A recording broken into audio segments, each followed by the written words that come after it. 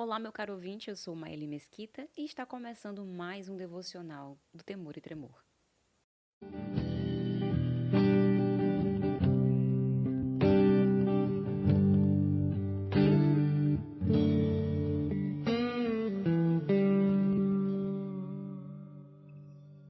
Oremos.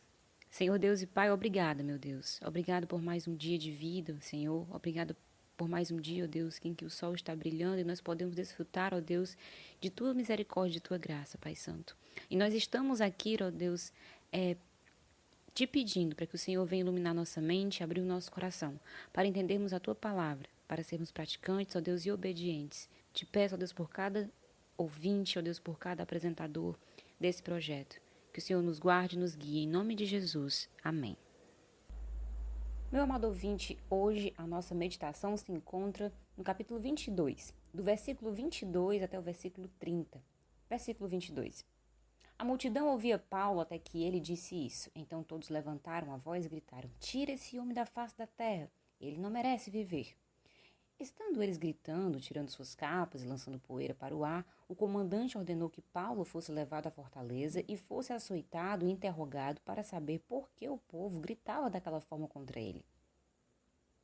Enquanto o amarravam a fim de açoitá-lo, Paulo disse ao centurião que ali estava: Vocês têm o direito de açoitar um cidadão romano sem que ele tenha sido condenado? Ao ouvir isso, o centurião foi prevenir o comandante: Que vais fazer? Este homem é cidadão romano. O comandante dirigiu-se a Paulo e perguntou: Diga-me você, é um cidadão romano? Ele respondeu: Sim, sou. Então o comandante disse: Eu precisei pagar um elevado preço por minha cidadania, respondeu Paulo. Eu tenho por direito de nascimento. Os que iam interrogá-lo retiraram-se imediatamente e o próprio comandante ficou alarmado ao saber que havia prendido um cidadão romano. No dia seguinte, visto que o comandante queria descobrir exatamente por que Paulo estava sendo acusado pelos judeus, libertou-o e ordenou que se reunissem os chefes dos sacerdotes e todo o sinédrio. Então, trazendo Paulo, apresentou-o a eles. Meu caro ouvinte, nós estamos diante da narrativa de Paulo sobre a sua vida, sobre a sua conversão, demonstrando eloquência e falando em aramaico, falando na língua do próprio judeu. Agora Paulo se detém a falar sobre a sua cidadania romana, apelando para um direito romano, demonstrando também o seu conhecimento jurídico, demonstrando o conhecimento da própria cultura. Então, nós temos o início do versículo 22, os judeus fazendo um alvoroço muito grande, porque não queriam ouvir sobre o martírio de Estevão. E como Paulo fizera parte também. Fizeram então um alvoroço e clamaram para que Paulo fosse executado. Dizendo, nós iniciamos já o trecho com eles dizendo: Tira do mundo esse homem, porque ele não deve viver. Paulo havia tocado a ferida não apenas com a narrativa da sua história e da sua conversão, mas também demonstrado que ele tinha convicção daquilo que estava falando e que o evangelho era sim a verdade. Após essa exclamação, o comandante ordena que Paulo fosse levado e açoitado até que se descobrisse o porquê que o povo o odiava tanto. E foi nesse momento então que Paulo demonstra que conhece o direito romano e se apresentou como cidadão romano, característica que lhe dava então diversos direitos políticos e sociais dentro do império. E questionou se era justo então açoitar um cidadão romano sem que ele fosse condenado. Puxando então essa carta, Paulo dá um golpe em sua plateia, pegando todos de surpresa. Ao saber que Paulo era cidadão romano, o comandante então suspende o castigo e fica bem alarmado, pois ele é um cidadão romano. Tal caso não era para estar acontecendo. Então ordenou que Paulo fosse liberto e, para saber o motivo da indignação dos judeus, deu ordem para que ele se reunisse no sinédrio no dia seguinte. No livro de John Stott, Crer é também pensar, nós vemos algumas questões sendo levantadas. John Stott fala sobre como o crente deve estar preparado para dar razão de sua fé, o que Pedro também nos ensina na palavra. Até que ponto nós devemos apelar para a razão das pessoas ao apresentarmos o evangelho? Será que a fé envolve algo completamente irracional? E será que o senso comum tem alguma função de orientação cristã? Qual é a reflexão que eu posso fazer para o meu para o meu público, que eu posso trazer para o meu público, utilizando a razão deles, movimentando e mostrando também que eu tenho domínio sobre questões da cultura, questões da filosofia, da política, questões sociais. O crente está imerso em uma cultura. O crente está imerso no mundo. Nós não somos do mundo, mas nós estamos no mundo. E Paulo, brilhantemente, ele faz a sua apologia, ele faz a sua defesa, trazendo à tona o seu conhecimento, não apenas da religião e não apenas da língua do povo que é seu interlocutor, mas também do direito romano, daqueles que irão usar de sua força para o condenar. Ou seja, Paulo não está alheio a nada. Ninguém ali o pegou de surpresa. Pelo contrário, ele pega os seus interlocutores de surpresa. A reflexão de hoje nós temos que pensar sobre isso. Será que nós estamos prontos a dar razão pela nossa fé? Estamos prontos a levar o evangelho e estamos dispostos a também utilizar a nossa razão para levar o evangelho? Ao longo dos capítulos de Atos, nós vemos vários discursos, desde Pedro, em que é utilizado também o conhecimento prévio do próprio interlocutor, daqueles que estão ouvindo, para que eles possam compreender a mensagem do Evangelho. Não é apenas falar de religião ou de forma religiosa. Levantar argumentos movidos pelo Espírito Santo, mas para que o meu interlocutor, para que o meu ouvinte, para aquele que está ouvindo o Evangelho, ele possa entender, pois é seu campo comum com ele. Do que adianta eu falar inglês para uma pessoa que não fala inglês? E ela é francesa. E ela não sabe nada de inglês. Eu não estou utilizando o conhecimento prévio dela para levar uma mensagem.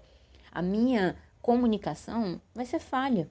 Agora, se eu falo inglês com um nativo que fala inglês, é outra história. Sim, todos os nossos pregadores, nós temos visto que eles têm utilizado sim do conhecimento prévio e também do campo comum para levar o evangelho. Atos fala de missão transcultural, muitas vezes nós temos que prestar atenção nisso, de como as culturas se interligam. Nós começamos Atos justamente com isso, com o derramado do Espírito Santo, onde cada um ouvia na sua língua. O evangelho, ele é uma linguagem só, onde todos ouvem na sua língua, mas nós precisamos usar da nossa razão, do nosso intelecto, do nosso conhecimento para levar o evangelho. Vamos pensar que Paulo está ali apenas tentando livrar as suas costas, né? Tentando se livrar da condenação. Mas não.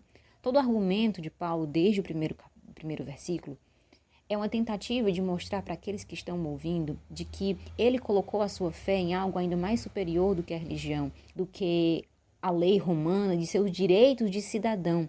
Ele tem colocado a sua cabeça a prêmio por amor ao evangelho. Ele está falando e dizendo, isso pode acontecer com um cidadão romano? Ele está querendo dizer, olha, eu sou cidadão romano, mas eu estou vivendo hoje como um cidadão celestial. E ele apela para o seu direito, porque ele tem esperança de que vai escapar e talvez prolongar um pouco mais o seu ministério. Mas ele sabe que em um determinado momento ele irá ser condenado. Mas o quanto ele puder viver é lucro. Mas o ponto que nós temos que observar hoje é justamente o que eu falei anteriormente, sobre como nós devemos utilizar aquilo que nós sabemos e conhecemos, todo o nosso conhecimento, seja ele filosófico, seja ele cultural, artístico, seja o conhecimento que você for, para a glória de Deus, mas também para levar o evangelho. Paulo utiliza o seu próprio testemunho, mas também o seu conhecimento para levar aquela plateia a refletir sobre a sua fé e sobre a sua caminhada, de como Deus o transformou, de como Cristo, o Messias, o transformou. Você pode não ser bom em aramaico, ou em grego, ou em filosofia, ou talvez não entender nada de direito romano. E talvez você nem precise mesmo entender de tudo isso. Mas você é bom em alguma coisa. Talvez você seja uma boa professora ou um bom professor. Talvez você seja um bom cartunista. Talvez você seja uma ótima cantora. Ou você seja alguém que usa muito bem e usa muito as redes sociais. Há um campo vasto e uma plateia vasta necessitando que alguém leve o evangelho na sua linguagem.